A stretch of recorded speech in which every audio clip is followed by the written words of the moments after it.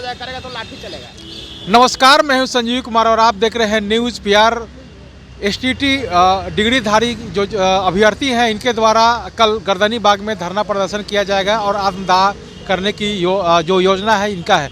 तो हम इससे जानते हैं कि क्या कुछ योजना है।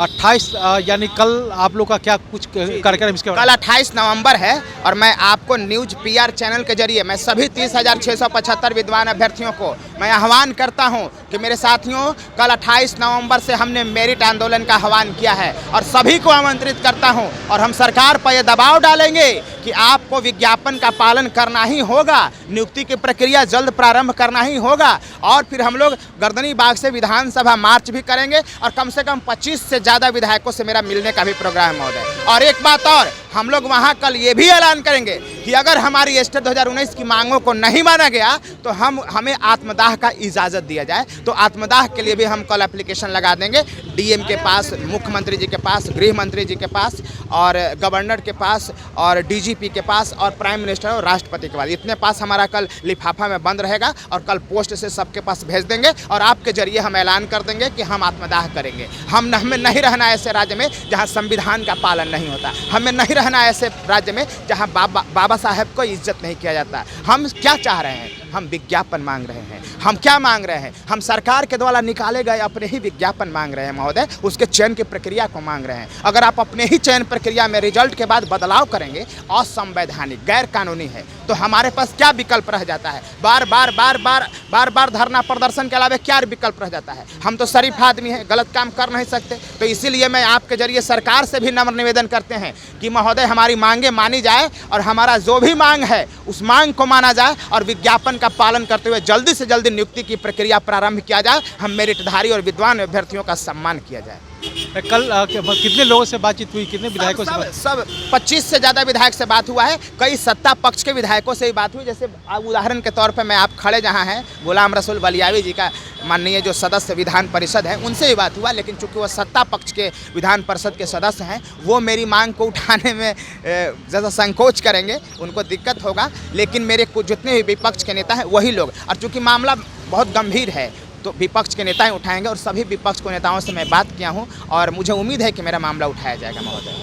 तो ये मतलब कि जो विपक्ष है उनसे आपकी बातचीत हो गई? सबसे आप कल आपको हम ले चलेंगे विपक्ष के पास ना, वहीं धरना बैठना है विपक्ष के आगे। हम कल धरना पे बैठेंगे, पहली बार इतिहास में विपक्ष के दरवाजे पे हम बैठेंगे कि मेरी आवाज़ को उठाया जाए, मेरी आवाज़ को उठाया जाए। और इसलिए हम विपक्ष के सारे नेताओं के पास जाकर धरना पर बैठेंगे। वहीं कल मेरा धरना समझिए गर्दनी बाग से सीधे उठ के विपक्ष के दरवाजे पर होगा कि मेरी मामला उठाइए। आप काहे नहीं उठाइएगा? आप विपक्ष में इसीलिए ना है कि मेरा मामला उठाइए। बस यही मेरा निवेदन है महोदय। और आपके जरिए एक बार फिर कहना चाहते हैं, 28 नवंबर को सभी मेरिटधारी अभ्यर्थियों को पटना में पहुंचना है और ज़बरदस्त तरीके से अपने विचार को रखना है। और आप सभी पत्रकार बंधुओं को भी मैं आमंत्रित करता हूँ महोदय। तो आपने सुना कि किस तरह से जो है कल यानी स्टेट डिग्रीधारी जो हैं, जिनको विज्ञापन निकाला गया था, इनका सिलेक्शन हुआ, लेकिन अभी तक इनका नहीं हो पाया है जॉब। तो अब क्या कुछ है, कल की योजना क्या कुछ है आपकी? जी, हम लोग कल महा आंदोलन करने जा रहे हैं। जो शीतकालीन सत्र चालू होने जा रहा है 29 तारीख से, सोमवार से, तो हम लोग जो है कि अपनी आवाज़ को सड़क से सदन तक पहुंचाएंगे। विधायक, हम लोग तो कोई विधायक नहीं ना है कि आप सदन में जाकर अपनी बात को रखेंगे, वो तो माननीय जाकर के उठाते हैं वहाँ पे। लेकिन हम लोग सड़क पे तो अपनी बात को उठा ही सकते हैं। तो अपने सड़क से सदन तक बात को उठाना है। और बहुत सारे मंत्री लोग और विधायक लोग से मिले, पक्ष सब लोग से मिले, लेकिन पक्ष के लोग हमारी बातों को नहीं उठाएंगे क्योंकि सत्ता में है। तो सत्ता में हालांकि वो हमारी बात से एग्री होते हैं, वो कहते हैं कि ये तो सारा न्याय हुआ आप लोगों के साथ, वो इस बात से एग्री होते हैं। लेकिन वो सत्ता पक्ष में है, इसलिए सत्ता का क्या दायित्व निभाते हैं, अपने पक्ष का दायित्व निभाते हैं और जो है कि हमारी बातों को उठाने से कतराते हैं। लेकिन विपक्ष हम लोग बोले हैं कि वो आवाज़ को उठाएंगे और उनसे शिक्षा मंत्री से सवाल पूछा जाएगा कि ऐसा वो क्यों किए। मेरिट और नॉन मेरिट को बराबर कर देना है, ये कहाँ पढ़ लिए, कहाँ ये लिखा हुआ है, ऐसा कहाँ का कानून और न्याय में ऐसा लिखा हुआ है कि मेरिट और नॉन मेरिट बराबर होता है, फेल और पास कहीं बराबर होता है? अरे कंपटीशन का एग्जाम होता है तो फेल और पास बराबर कैसे हो जाएगा? कोई फेल करेगा तभी तो कोई पास करेगा, कोई पास करेगा तो कोई फेल करेगा। जो मेहनत करेगा, जो उसके चयन प्रक्रिया का जो मापदंड होगा, मापदंड पे खड़ा उतरेगा, वही ना जाकर के उसको जॉब मिलेगी। लेकिन शिक्षा मंत्री जी ये आके कहते हैं एग्जाम होने के बाद, रिजल्ट होने के 6 दिन बाद, मतलब 21 जून को रिजल्ट आया, 26 जून को कहते हैं कि मेरिट और नॉन मेरिट बराबर है।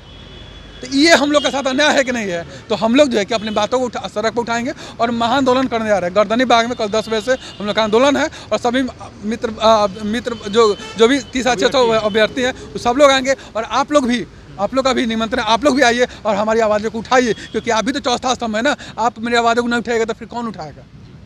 जी।